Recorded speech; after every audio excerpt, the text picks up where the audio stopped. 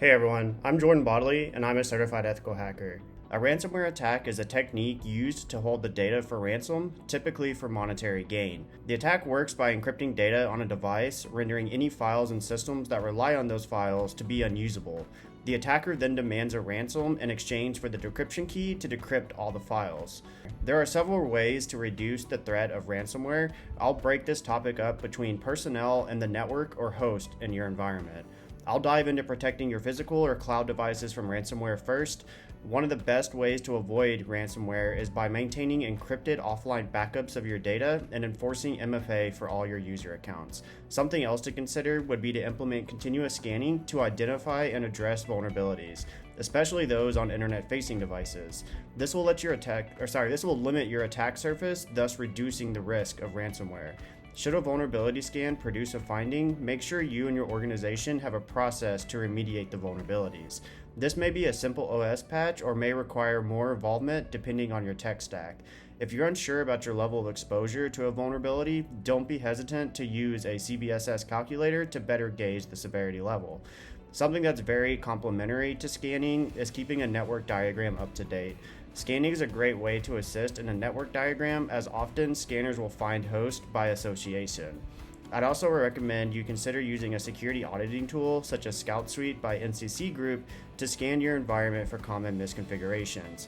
Tools like Scout Suite offer an immediate return on investment by identifying misconfigurations that are often seen as low-hanging fruit, such as open ports, over-delegated permissions for users or service accounts, or having publicly accessible data, just to name a few.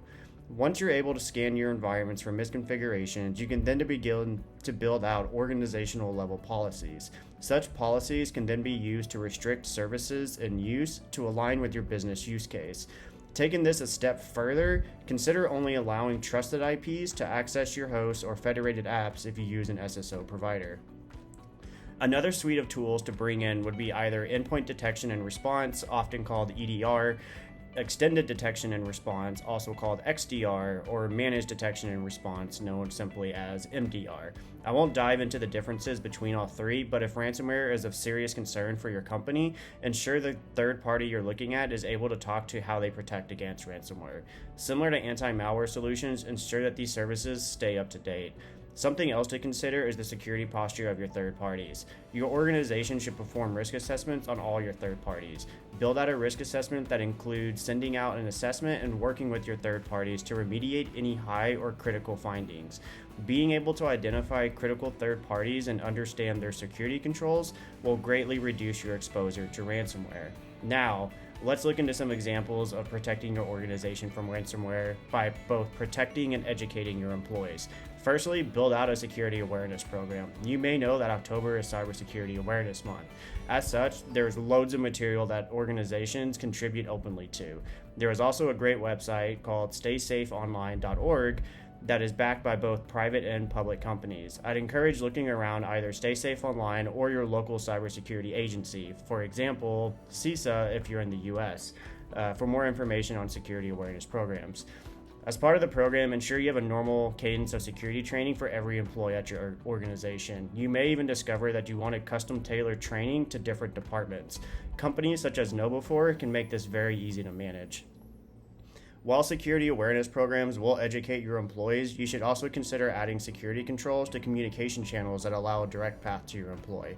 This includes services like email, chat, or video conferencing. Look into enabling filters on your email gateway that blocks malicious IOCs, such as malicious subject lines, malicious attachments, malicious IPs, etc. Consider enhancing your email further by implementing domain-based message authentication or DMARC. Furthermore, look into disabling microscripts for Microsoft Office files that are sent via email. Last but certainly not least, I'd encourage joining an information sharing and analysis center organization, or what's called an ISAC.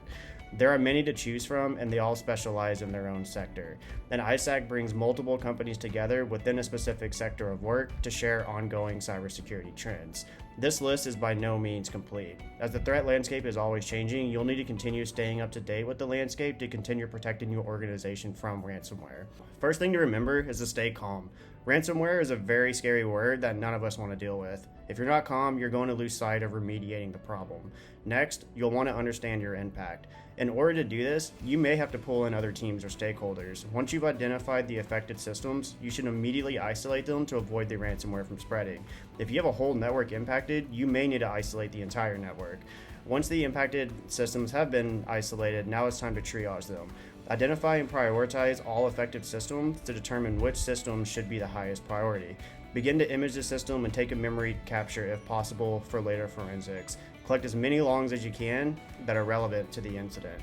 If your organization has any cybersecurity companies on retainer for incidents, now is probably a good time to contact them. You may have your own commitments on next steps if you contact the company you have a retainer for. If you don't have a company on retainer, this is where you may need an executive decision to contact federal law enforcement to determine if there is a public decryptor available. By now, you should have a decent understanding of what has occurred. Collect the systems and accounts involved in the breach. Once you're confident in your impact analysis and log gathering, now it's time to start recovering your systems.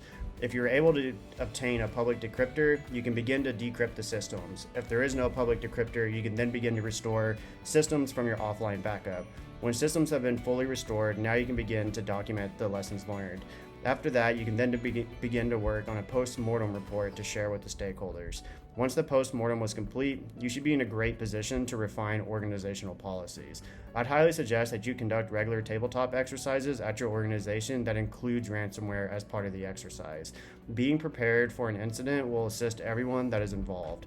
I hope you've all learned something from this discussion about ransomware. Remember that every October is Cybersecurity Awareness Month, so do your part and be cyber smart.